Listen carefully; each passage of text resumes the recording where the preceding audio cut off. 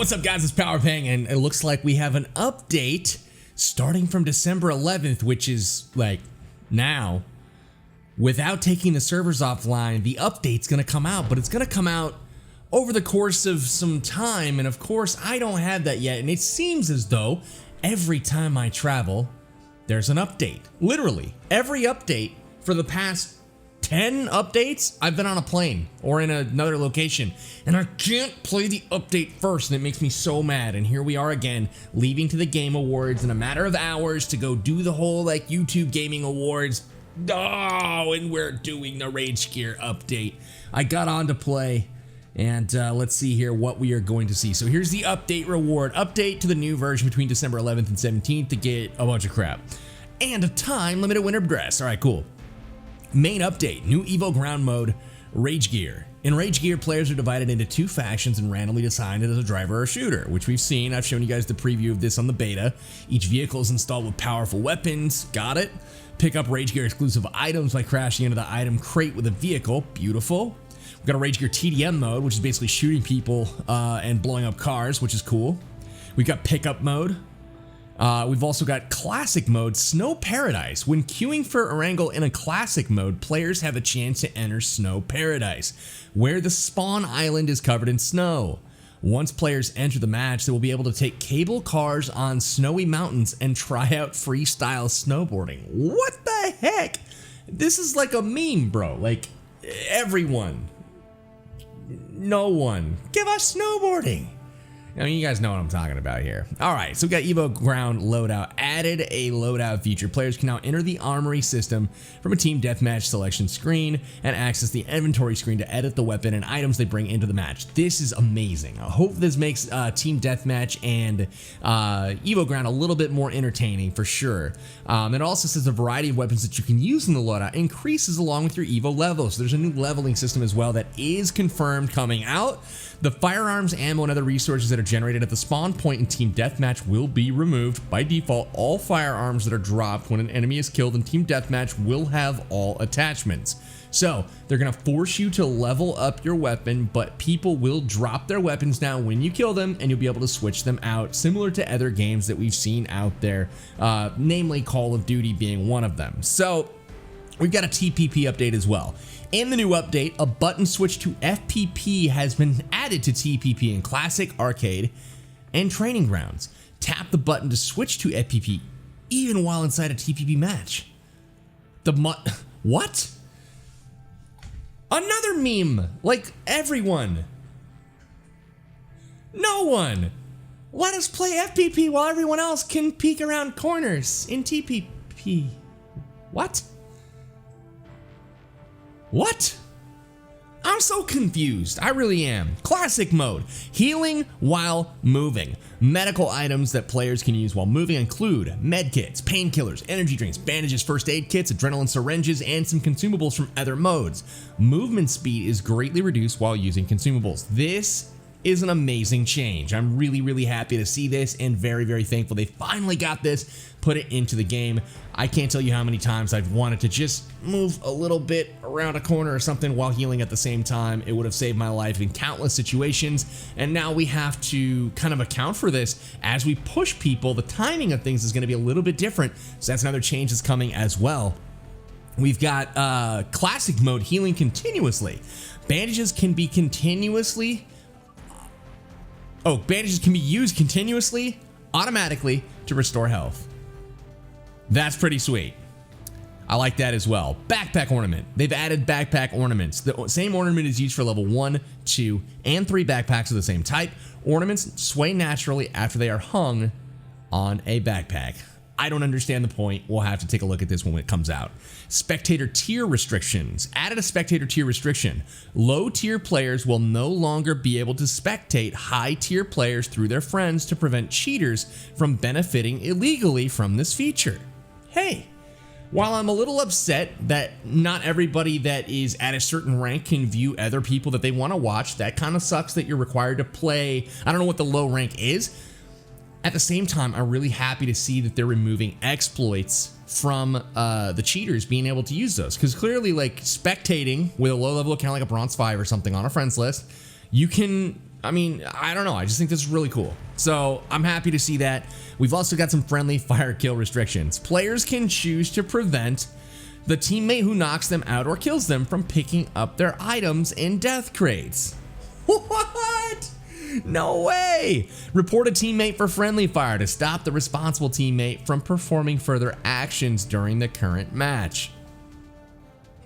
No way! So you can report teammates now to stop the people that are team killing from doing further damage or harm to your team, apparently. And it looks like players can choose to prevent the person that killed them on purpose from looting them. So like if, you know, you have a payload mode and you just rocket launch your own team to the moon, you're not going to be able to just be like, oh, thanks for that AWM, bro. I appreciate that. Yeah, kind of a cool little thing. I mean, I don't personally TK a whole lot, but there was that one time when I had the homie in the car and we drove and hit nothing and blew up. Sorry, man. Sorry about that. We've got slide settings. Adding a sliding setting feature. The sliding feature can be enabled and disabled in settings. Once it is disabled, sliding will not be triggered in Team Deathmatch. Instead, the actions of classic mode will be maintained. So basically the crouch button that causes the slide in TDM will be removed. So that's a little interesting. We've got the theme gallery, which has added a new theme gallery feature. The gallery will display resources from the past 2 seasons to make it easier for players to collect and search for things. Players will receive, like, can we get some clarity here? It'll make it easier for players to collect and search for things. Okay. Players will receive a reward once they collect all the items in a theme gallery. I have no idea what this means. All I can assume is like the, I don't know, like the seasons that come out, like Resident Evil, for example, and you have like the little, you know, zombie trinkets and tickets and this kind of stuff to open specific crates. I can only think that it's going to be that, or you can find them a little bit more easily and they're not like scattered throughout your inventory. That's really all I can think of here, because otherwise this makes no sense at all. So playing again after the match is done. After solo players complete a match, they can invite their teammates to play another game. Those who accept the invitation will return to the lobby automatically and team up with the player. Really cool feature. It's going to help social networking inside of the game. Really like this.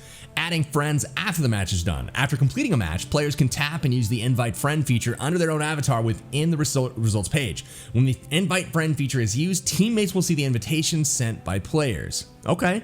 Teammates can directly add players as a friend without waiting for the player to verify it again. Good. Just making it easier to again, be social and add friends. I like that. Auto buffering features. Enable the auto buffering feature in settings to automatically detect the combat frame rate. If the frame rate is too low, it will help players lower the graphics quality of the match for smooth combat experience. Again, just trying to, you know, help those players that don't have the OnePlus device to run the phone. I mean, look at this McLaren. I mean, it just looks fast. What can I say? If you guys don't have one of these, you don't want to go maxed out on the settings like I have them, but if you do have the OnePlus, max them out, baby. They can handle it. 15, we got rooms. Rage Gear mode has been added to rooms. Great. I love it when they add the new stuff to custom rooms so we can play this with the community.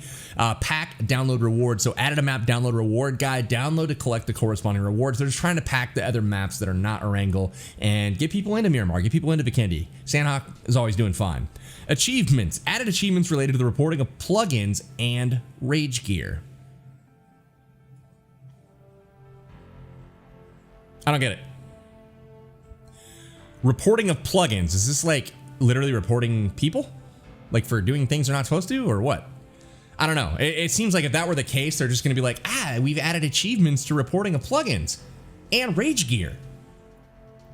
Like those aren't even related, but you know, whatever.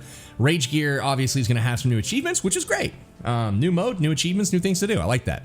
Main improvements, classic mode, firearm balancing. Okay. Okay, now we're talking. There are a lot of hidden updates here, yo. There are a lot of, okay. Wow, okay, let's get into this and digest it a little bit. Classic mode, firearm balancing, bolt action sniper rifles, damage to the torso. That's the, you know, between the shoulders and the waist, essentially, the body center mass here.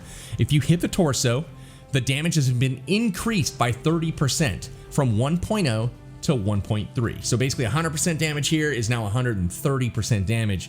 That's substantial. That's going to take kills potential. I got to do the math on this. This is the first time I've seen these patch notes. This is the first time that I've seen it, so I haven't done the math yet. But what I'm thinking is this could potentially take your M24s and like the Car 9s. The shots to the chest could be a 2-shot kill rather than a 3. That would change the meta tremendously and get bolts back into the meta. That is drastically needed because bolt actions are out of competitive. They're just too slow.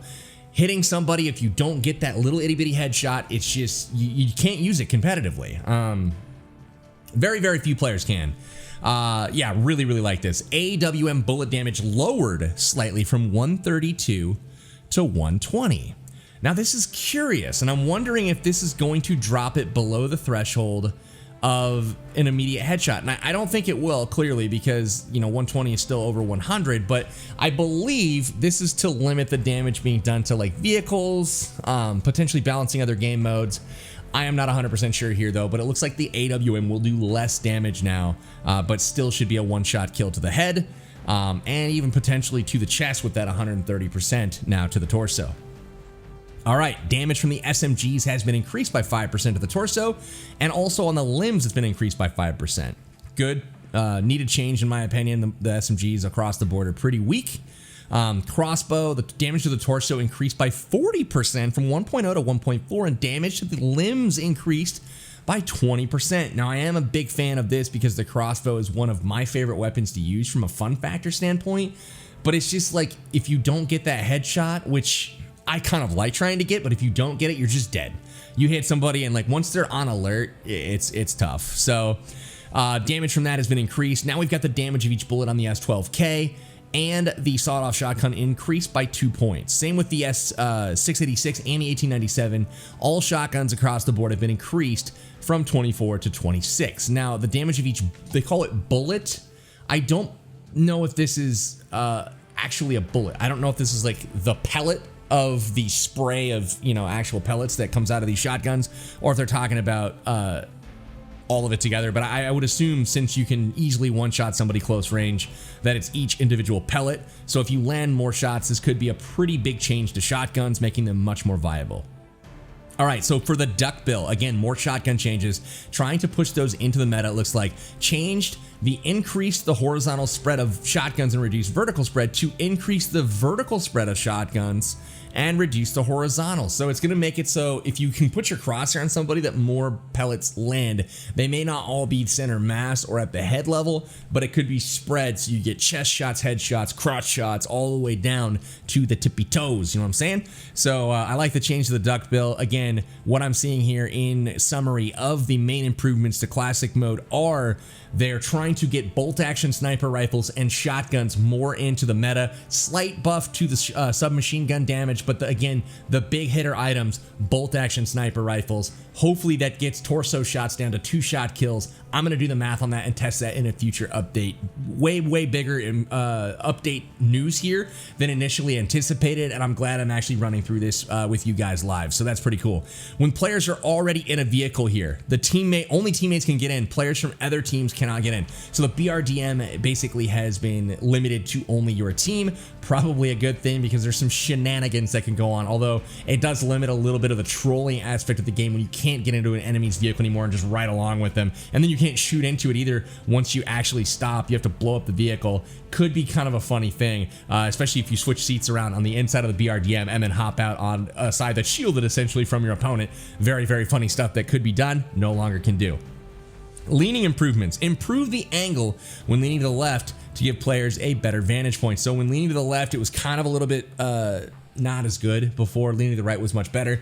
Now you're going to see that angle to the left just as good, because think about it, when you've got a right-handed weapon, you're essentially holding the rifle on this side of your body, right? So you've got, like, you know, you're offset, and when you lean this way, it doesn't go as far to get around the corner, whereas this way, you're way outside the corner. Now, I don't know if that means they're going to switch to a left-handed grip and change that, or if they're just going to lean farther and really work those oblique muscles. I could probably do the same. I could use that, you know, just saying.